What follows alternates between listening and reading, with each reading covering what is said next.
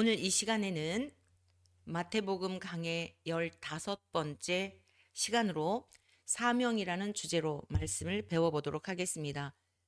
본문 말씀은 마태복음 3장 1절에서 10절까지의 말씀을 중심하여 말씀을 배우도록 하겠습니다. 마태복음 3장 1절은 이렇게 시작합니다. 그때에 세례 요한이 이르러 유대 광야에서 전파하여 말하되. 자, 그때에라고 1장과 2장이 끝나면서 3장으로 들어가 그때라고 하는 그 시점부터 성경은 기록되고 있습니다.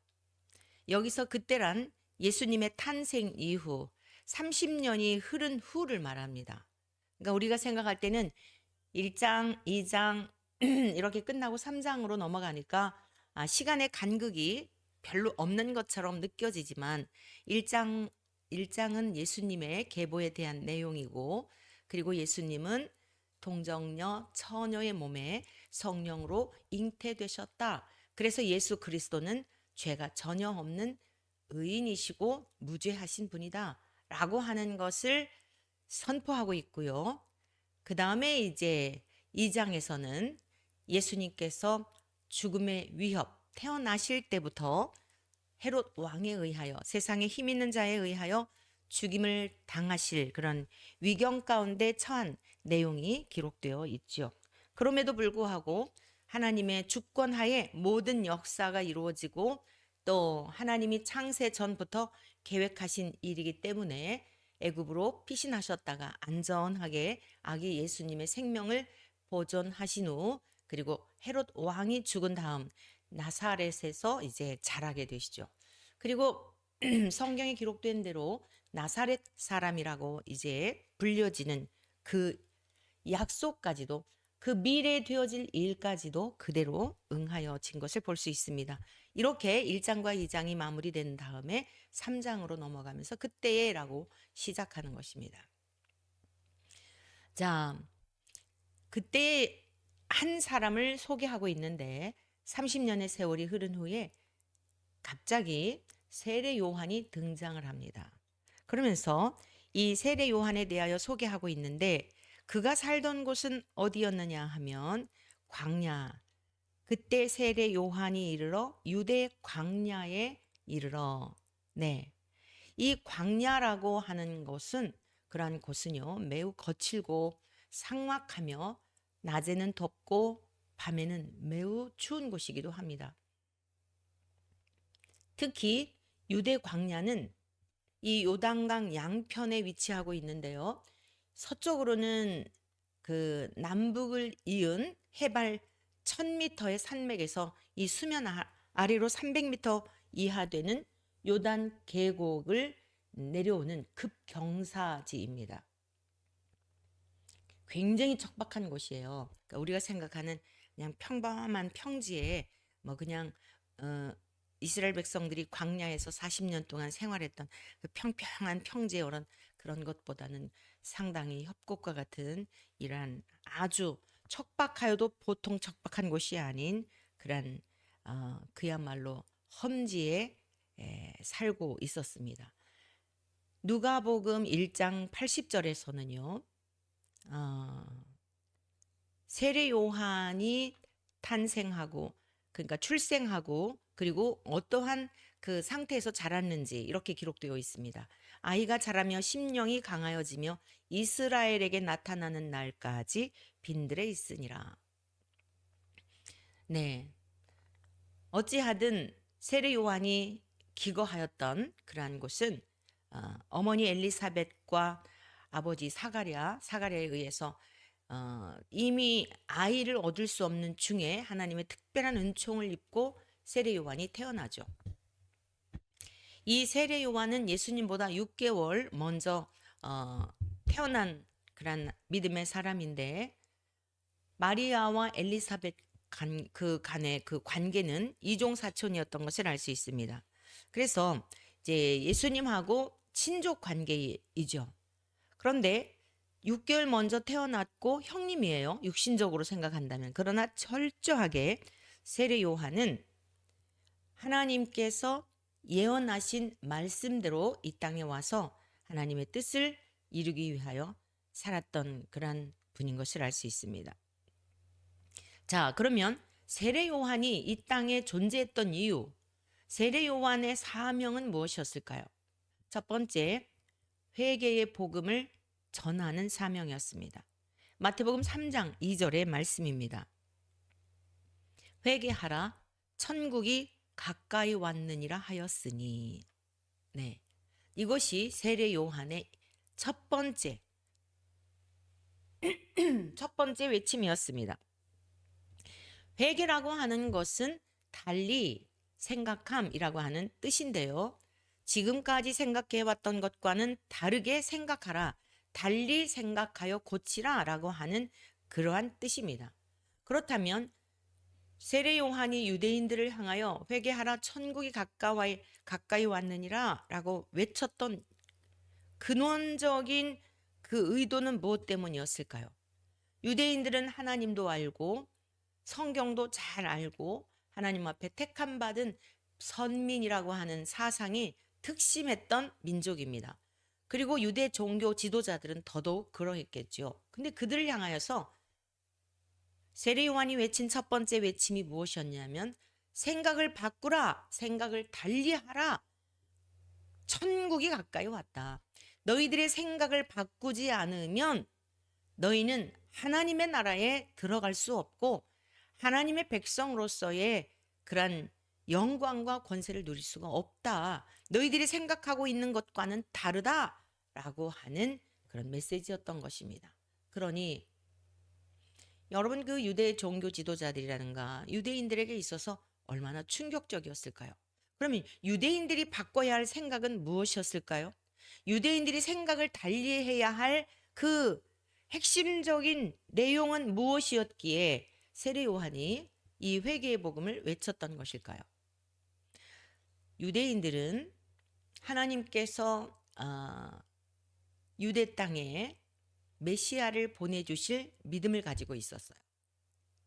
그리스도, 메시아, 헬라어로는 크리스토스, 그 다음에 그 구약의 히브리어로는 메시아, 다 같은 의미예요. 기름 부음을 받은 자라는 뜻입니다. 유대인들에게 있어서 기름 부음을 받은, 하나님으로부터 보냄을 받은 메시아가 출현할 것, 메시아가 등장할 것에 대한 기대감이 있었던 것입니다. 그런데 그들의 기대감은 우리가 생각하는 예수 그리스도에 대한 이러한 믿음과 우리 예수 그리스도께서 이 땅에 오신 이유와 목적과 무엇인지를 우린 기록된 말씀을 통해 알고 있지 않습니까? 그러나 그들은 구약의 말씀에 기록된 내용의 진의를 이해하지 못한 까닭에 육신의 이 땅에서의 그 나라, 육신적으로 육신을 입고 살아가는 육신의 정욕과 안목의 정욕과 이생의 자랑과 이러한 욕구들이 우리 안에 돼 있잖아요. 이러한 것을 이루며 살아가기 위해서는 살기 좋은 세상이 되어야죠. 잘 먹고 잘 사는 나라를 만들어 주어야 이것이 가능하지 않겠어요?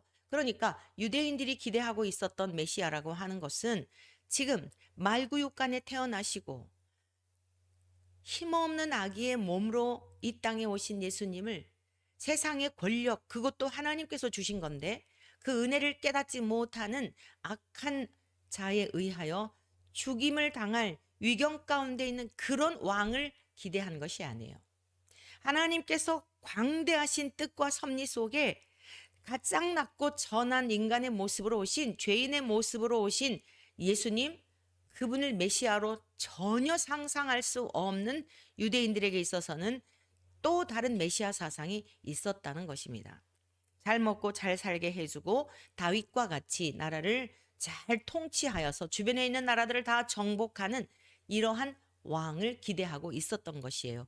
그러니 예수님이 어떤 기적을 보이시고 하나님이 행하실 수 있는, 하나님만이 행하실 수 있는 그 수많은 기적들을 행하셔도 믿어지지 않는 것은 당연했겠죠.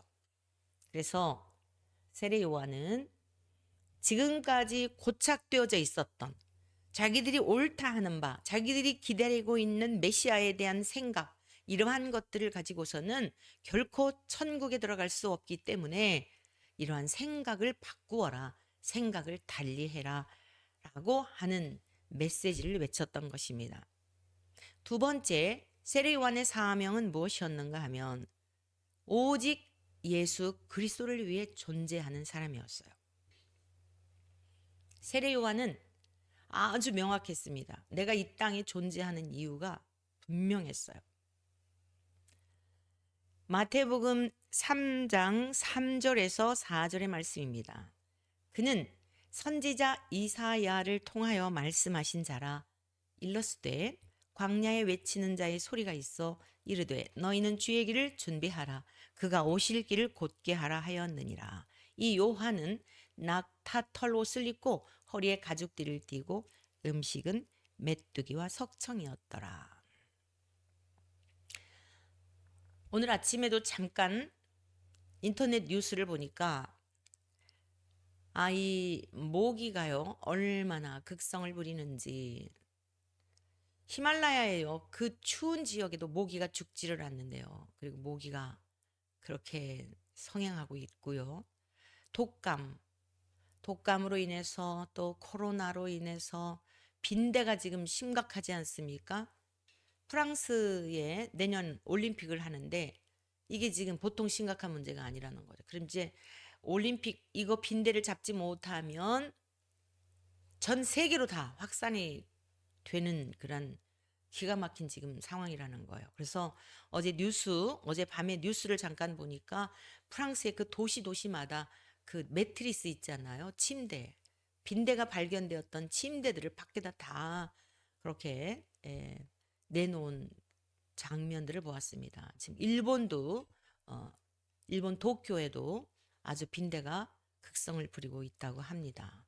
우리나라에도 점점 지금 확산되고 있지 않습니까? 주님 오심에 대한 징조들이에요.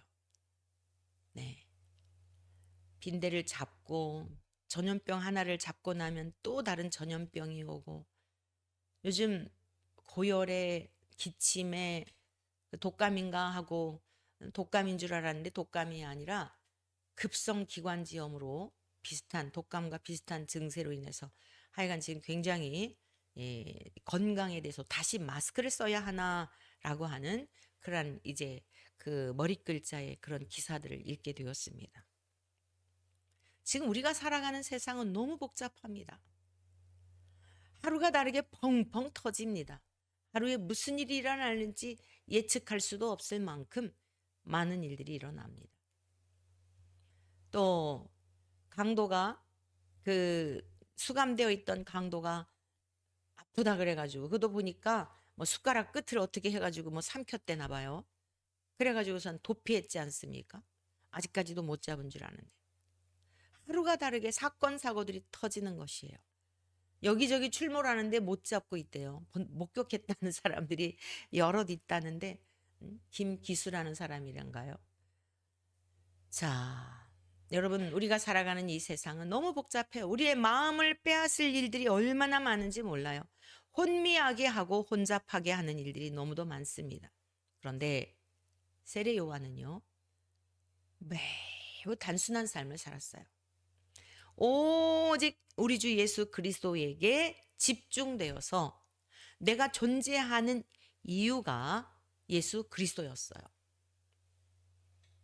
그런데 이렇게 예수님이 오실 길을 예비하고 우리 주님이 하시는 사역의 앞길에 그 여러 가지들을 다 길을 헤치고 주님 마음껏 그 일을 행하시도록 그 사명을 하나님께서 이사야 40장 3절의 말씀을 통하여 그가 태어나기 전에 700년 전에 선지자를 통해 예언한 그대로 응하여진 겁니다.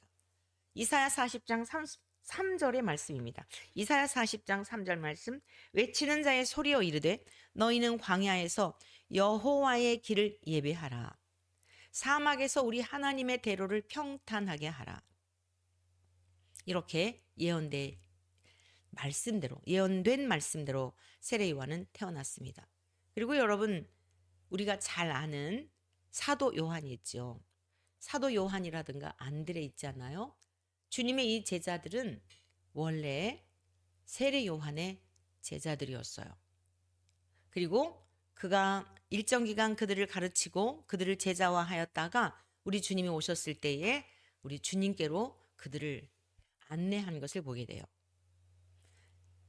이단이나 사이비 집단, 이러한 자들의 특징이 뭐죠? 전부 내 사람 만들려고 하는 거예요. 사도 바울은 자신을 향하여 신랑이신 예수님에게 성도들, 신부를 인도하는 중매장이로 표현을 했습니다. 또는 우리는 보모이거나 유모인 거지 내 자식이 아니에요. 성도들은 내 양이 아니에요. 목동이라고 표현함이 적합할 것입니다. 목동. 목자는 따로 있으세요. 우리가 목자가 아니에요. 목회자가 목자가 아닙니다.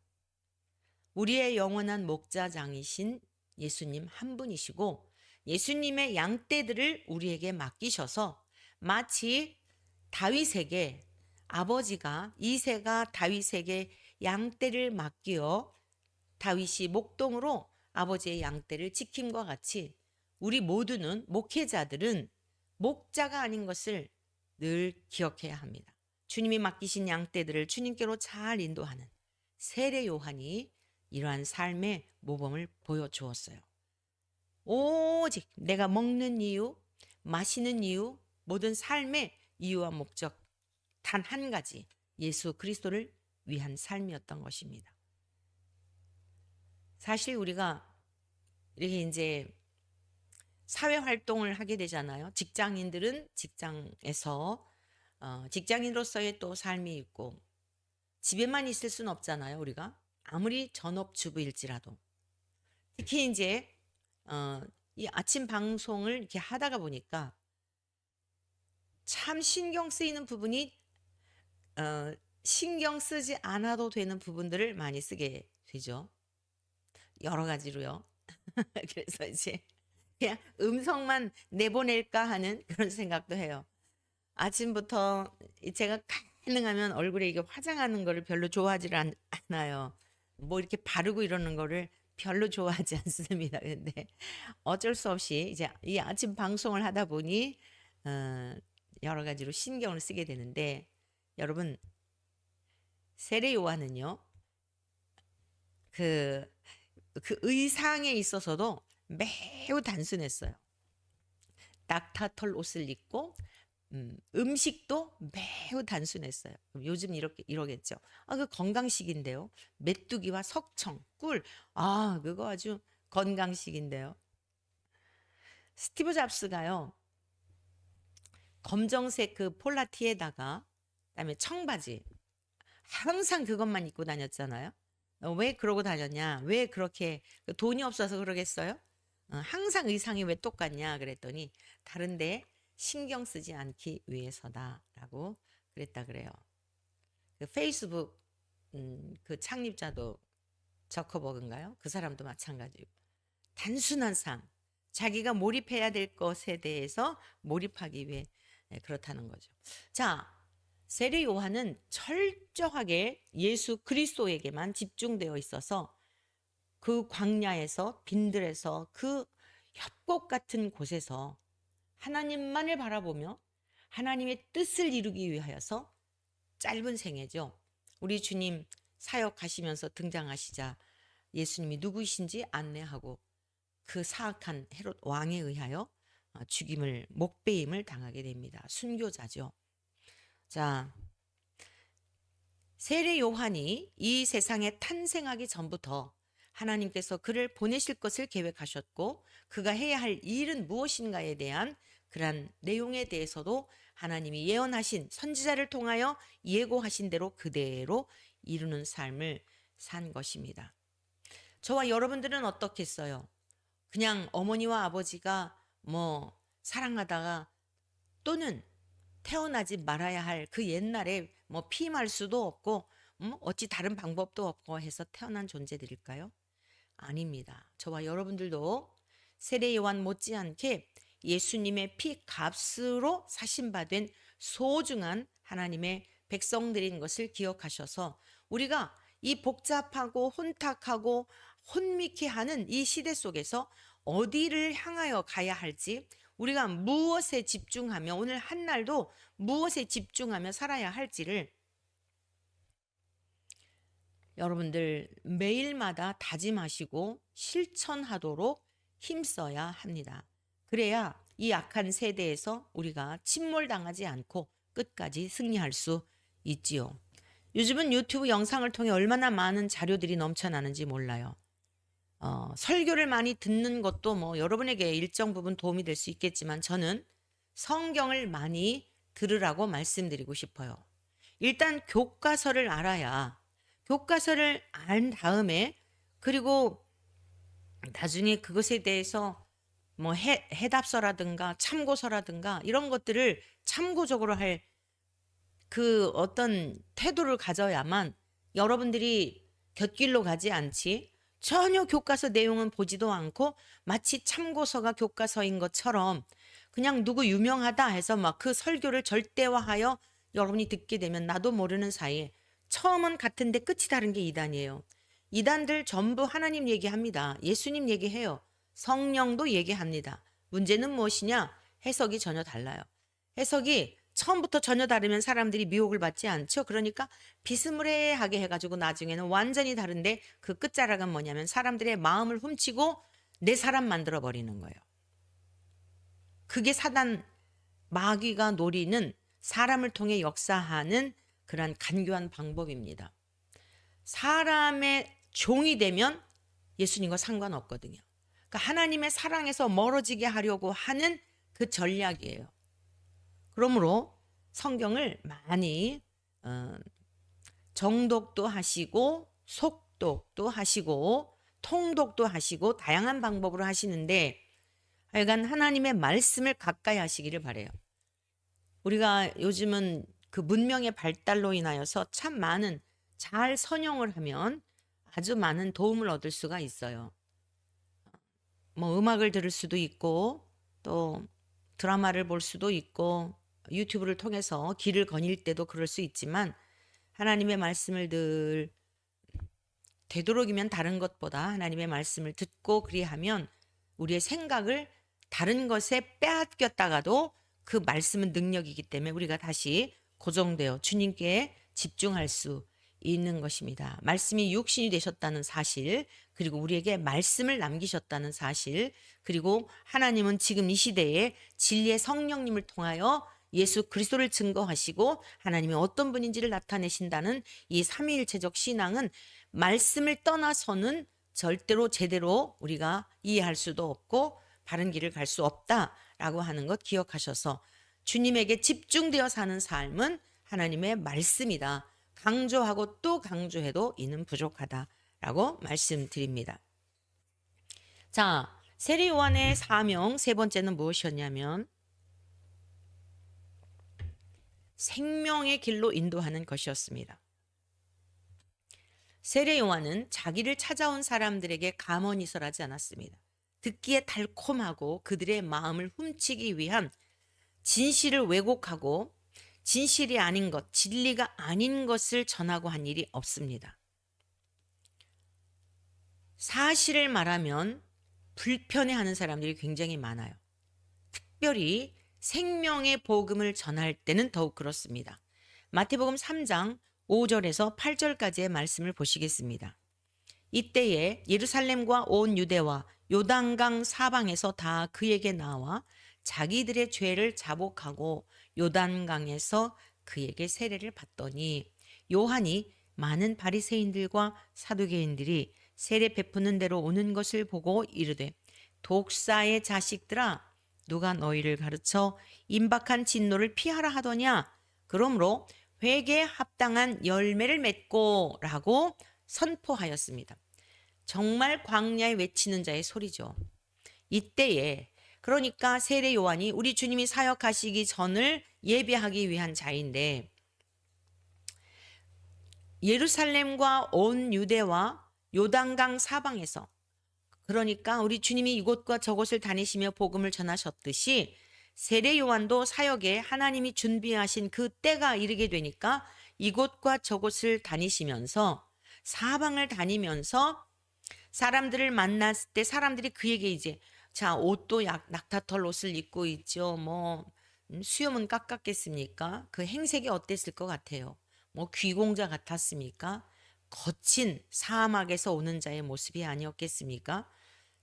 외형적으로도 별나 보이고 눈빛은 어땠겠어요?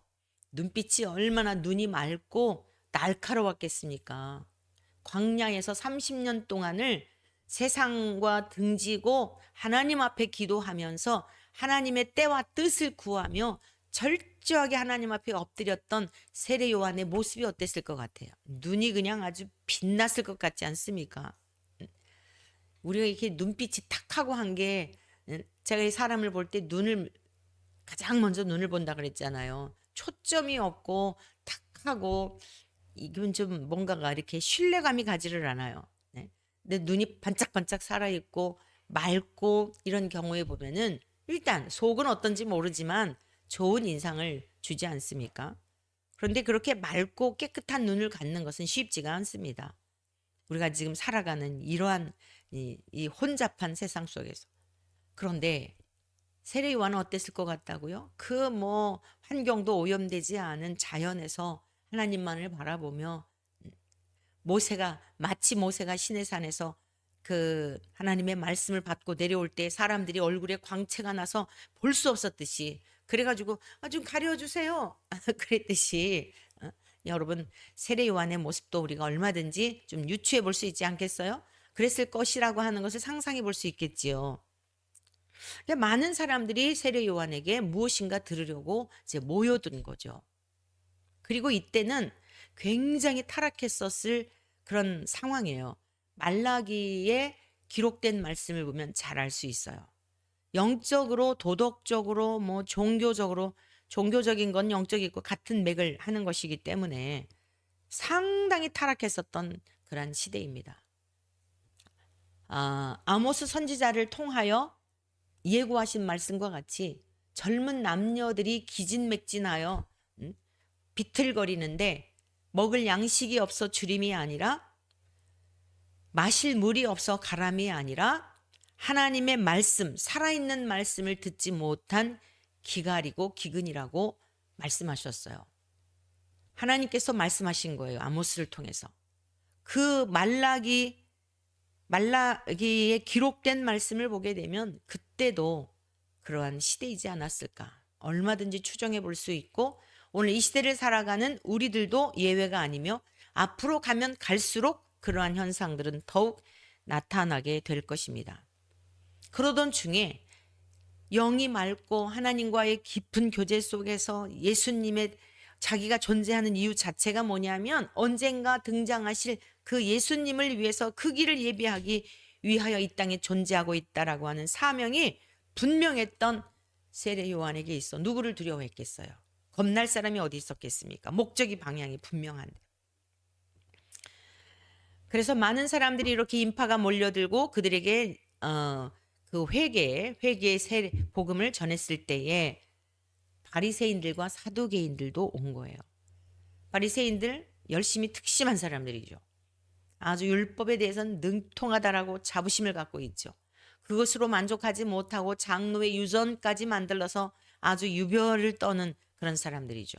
사두개인들은 사실 엘리트 계층이라고 말할 수 있는데 이 사람들은 천사도 부활도 믿지 않는 사람들이에요.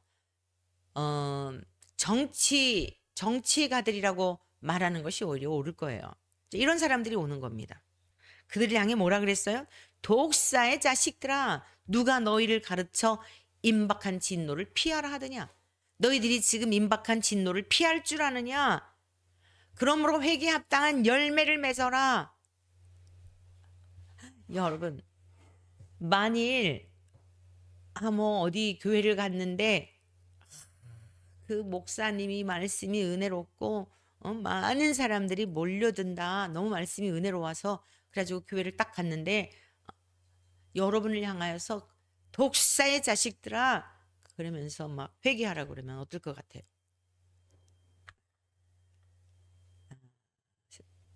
하나님께서 함께 하시고 하나님이 보내신 이유와 목적을 분명히 알았던 세례요한은 사람을 두려워하지 않았어요. 그래서 헤롯 왕에게도 여러분 그 죽임을 당할 위경 가운데서도 그가 하나님의 말씀을 직언을 하잖아요. 불법한 일에 대하여 불의하고 불경건한 일에 대하여 직언을 하였기 때문에 죽임을 당한 거예요. 직언을 하지 않았으면 목배임을 당할 이유가 없어요. 그 사악한 헤로디아에게 미움받을 일도 없고 헤롯 왕이 난처할 그러한 일도 없어요. 헤롯 왕도 세례 요한이 보통 사람들과 다른 것을 감지하긴 했거든요. 그런데 찔림을 받은 거예요. 오늘 강단에서 상실된 것이 있다고 한다면 회개의 복음을 전하지 못하는 그런 시대가 된 것이 아닌가. 회개의 복음을 전한다 할지라도 여러분 설교 말씀을 들을 때 분별하는 기준을 말씀드릴게요. 회개하라고 하면서도 하나님과 나와의 관계성 속에서 근원적인 죄를 말하는 게 아니라 윤리나 도덕적인 죄에 대한 설교는 마찬가지예요. 부모님에게 잘못한 거, 아내를 괴롭게 한 거, 자식에게 뭐 한 거, 뭐 가장으로서 돈을 벌어다 주지 못한, 책임을 다하지 못한 이런 것들에 대한 거, 게으름에 대한 거, 그럴 수밖에 없는 근원적인 죄가 있어요. 사랑하고 싶은데 사랑할 수 없는 이 연약함이 왜 그런지에 대한 근원을 가르쳐 주어야죠. 몇 해 전에 굉장한 태풍이 불었을 때가 있어요. 우리 이 아파트 단지에 여기 지금 저희가 거주하고 있는 곳이 88년도부터 입주를 했습니다. 40년 가까이 되어가고 있죠. 그래서 지금 재개발 지역으로 지정이 되었는데 이제 한 4, 5년 있으면 40년이 되죠. 나무들이 입주할 때 심었기 때문에 30년 넘다 보니까 나무들이 아름드리 나무들이 많아요. 그래서 많이 이렇게 잘라주고 그러는데 어느 날 이렇게 길을 가다 보니까 나무가 아름드리 나무예요. 그런데 길 옆에 팍 쓰러져 있어요. 여러분 대부분 아름드리 나무는 잘 안 뽑히거든요. 작은 나무들이 그러거나 아름드리 나무는 가지가 잘라져 나가는 정도이지 그리고 통째로 뽑히는 일이 없어요. 그런데 이상하다. 저렇게 큰 나무가 어떻게 쉽게 이 정도 바람에 저렇게 쓰러졌지 뽑혔지? 그러고 봤더니 밑둥이요. 뿌리가 저는 아주 지금도 너무 눈에 선명해요. 이 뿌리가요. 아주 이게 얼마 안 되는 거예요. 근데 어떻게 저렇게 큰 나무가 될 수 있었지? 의아하더라고요. 오늘 강단에서 여러분 선포되는 말씀, 유튜브를 들을 때도 분별하세요. 죄라고 하는 것은 윤리적이고 도덕적인 죄를 말하는 게 아니에요. 우리는 윤리나 도덕적인 면에 있어서 한 사람도 의인이 없어요. 왜냐하면은 우리 주님께서 명확히 말씀해 주셨어요. 마태복음 5장을 통해서 주님이 우리가 이제 산상수훈을 배울 텐데 형제를 미워한다? 라카라 그 히브리어로 욕이거든요. 형제에게 욕을 했다? 음욕을 품었다?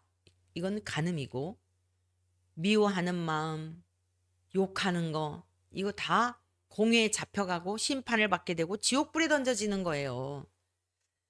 근원적인 것, 뿌리가 왜 썩었는지를 왜 나무가 자라지 않는지를 알게 되는 것은 뿌리를 보아야 하는 것입니다. 밑둥이 썩었든지 무엇인가 지금 해충이 갉아먹고 있든지 문제가 있기 때문에 위로 자라지 않는 거예요. 우리의 신앙도 여러분의 신앙도 답보 상태에 있다.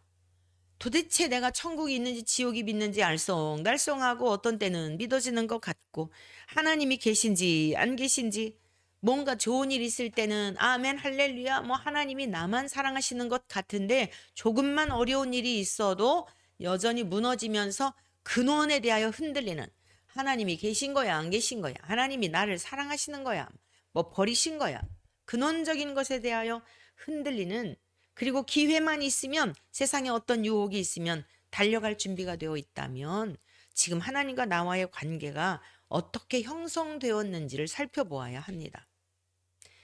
예수 그리스도, 반석이신 예수 그리스도 위에 집을 지었다고 한다면 바람이 불고 창수가 날지라도 무너지지 않는 그러한 여러분의 영혼의 농사를 짓고 있는 집이 견고하게 세워져 가는 것이겠지만, 여러분들이 모래 위에 세운 집이라고 한다면 세상에 바람이 불고 지금 이 세계가 급변하여서 갈수록 더 빨리 굴러갈 것입니다. 우리가 운전할 때 보면은 경사진 곳을 막 이렇게 올라가잖아요. 올라갈 때는 엄청 힘겹게 올라가죠. 그리고 악셀도 막 밟아야 해요. 기어도 만약에 수동이라면 변속을 시켜야 되거든요. 힘들게 올라갔는데 정상에 올라가고 난 다음부터는 어떻게 되죠? 급경사가 돼버리는 거예요. 경사진 곳을 올라갔던 것처럼 급경사가 돼서 오히려 올라갈 때보다도 내려갈 때 사고 날 가능성이 많아요. 제가 경험했어요. 98년도에 아주 대형 사고 나서 죽을 뻔 알았어요. 제가 교통사고 나가지고 죽을 뻔한 경험이 몇 차례가 있어요. 지금 살아있는 것 자체가 기적이에요. 98년도, 99, 2000년도. 2000년도겠네요. 2000년도. 96년도. 아무튼 2000년도인 것 같은데, 강원도에 이제 그 시댁을 가는 길이었는데 빗길이었어요. 막 그냥 우리 두 딸 데리고서 신나가지고 그 찬양을 하면서 이러고는 막 악셀을 밟으면서 올라갔거든요.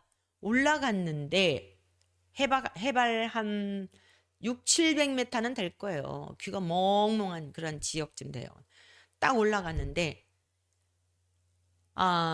이 오른쪽에는 우리 작은 딸이 앉아 있었어요. 근데 이게 문이 한 절반 정도 이렇게 열려 있었거든요. 절반 정도 열려 있고.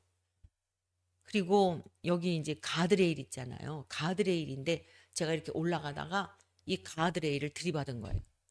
가드레일을 들이받았으니까 충격에 의해서 이 우리 아이가 튈 거 아니에요. 근데 문이 열려 있는데 순간적으로요. 아이를 잡아채고, 문제는 뭐냐면 이게 브레이크가 안 되는 거예요. 왜 그렇죠? 악셀을 막 밟고 올라갔으니까.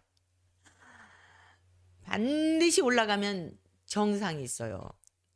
진짜 중요한 게 뭐냐? 정상에 올라가는 게 중요한 게 아니라 내려가는 게 중요한 거를 아주 뼈저리게 생명의 값을 아주 정말 지불할 만큼 그랬던 적이 있었는데, 이게 이제 가드레일을 들이받으니까 충격에 의하여서 아이가 이렇게 천정으로 이게 쿨렁할 거 아닙니까? 아이를 잡아채고 그 다음에 왼쪽에 그 수동이었어요. 그래가지고 브레이크를 올리고, 그리고서는 핸들을 꺾고, 아이를 잡아채고 핸들을 왼쪽으로 꺾고 브레이크를 잡아당기는 이 세 가지를 정말 0점 몇 초 사이에 동시에 한 거예요. 제가 여러분들에게 영으로 항상 기도하는 훈련을 해라, 이걸 많이 강조하죠.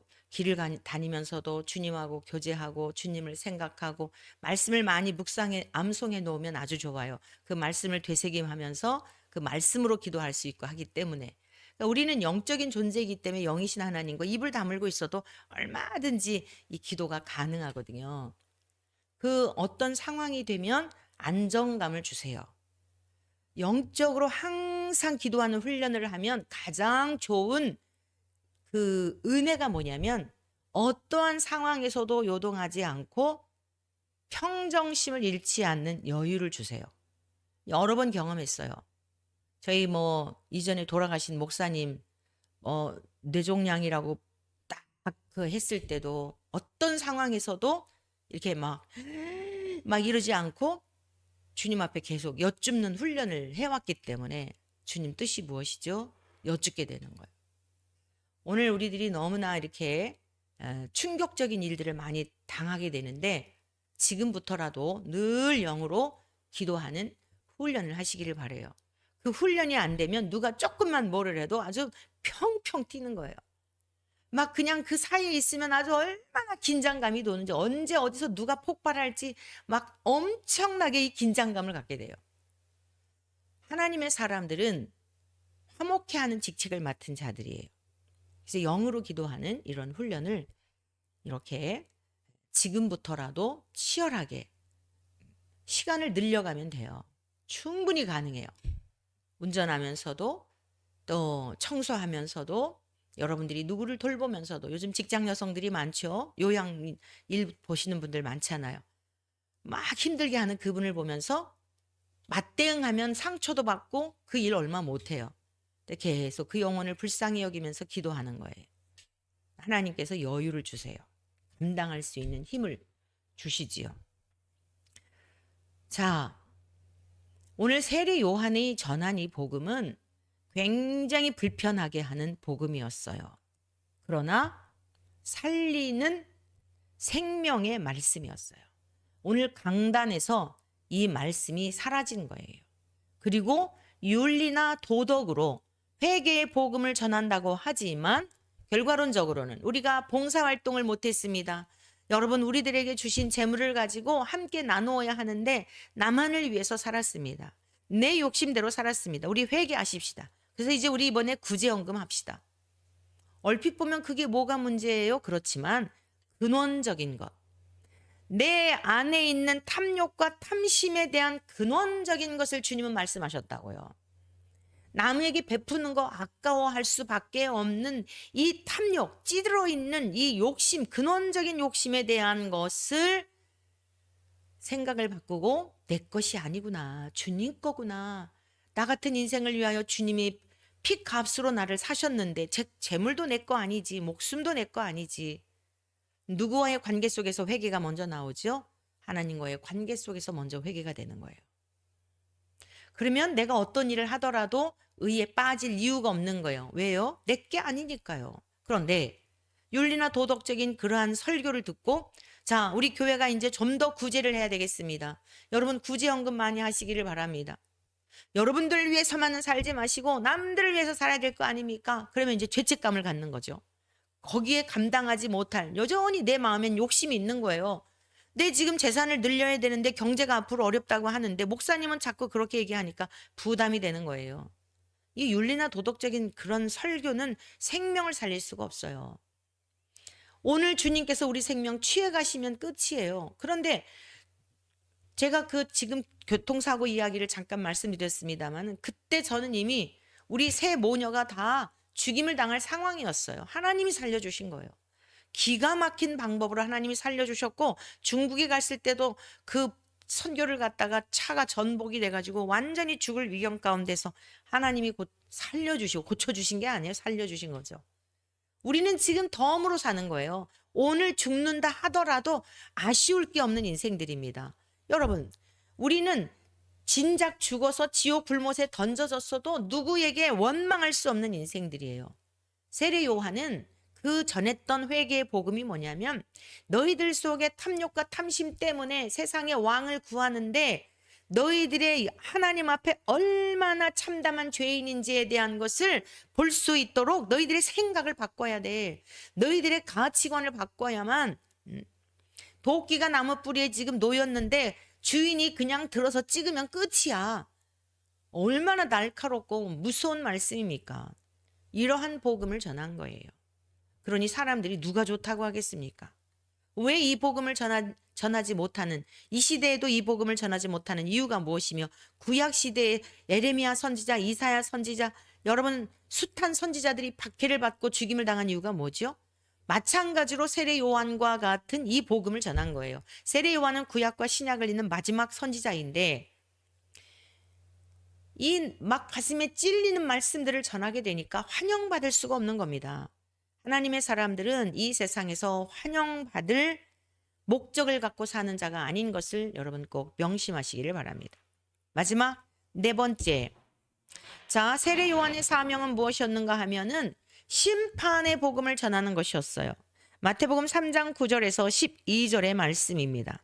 자, 이렇게 증언하죠. 속으로 아브라함이 우리 조상이라고 생각하지 말라. 내가 너희에게 이르노니 하나님이 능히 이 돌들로도 아브라함의 자손이 되게 하시리라. 돌을 가지고도 아브라함의 자손이 되게 할 수 있다는 거예요. 하나님 못하실 일이 없으세요. 말씀으로 세상을 창조하신 분이기 때문에. 10절 이미 도끼가 나무 뿌리에 놓였으니 좋은 열매를 맺지 아니하는 나무마다 찍혀 불에 던져지리라. 사랑하는 성도 여러분, 저와 여러분들은 관상수가 아니라 유실수라는 사실을 잊지 않으시길 바랍니다. 관상수는 뭐죠? 나무를 이렇게 화초들 있잖아요. 그냥 그렇게 물 주고 자라고 그러고 보고 좋아하는 거예요. 죽으면 갖다 그냥 쓰레기통에 버리면 돼요. 유실수는 뭐예요? 열매를 맺는 나무들을 말하죠. 사과나무, 포도나무 다 배, 유실수예요. 근데 사과나무가 열매를 맺지 않는다? 10년이 가고 20년이 가는데도 여러분 열매 맺지 않는데 10년, 20년을 둘 과원지기가 없을 겁니다. 농부가 없을 거예요. 진즉 찍고 다른 것을 심겠죠. 그걸 비유로 말씀하는 거예요.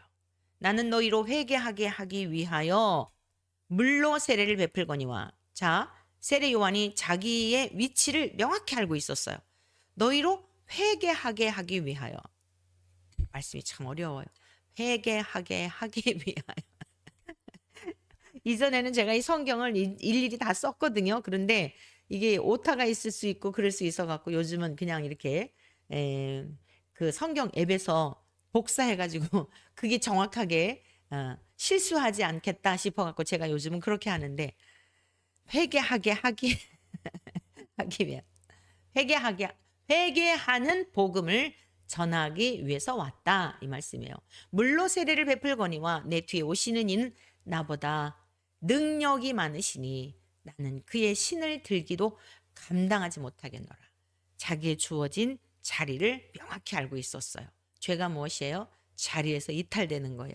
있어야 될 자리에 있지 않는 것이 죄예요. 그러면서 이렇게 증언하죠.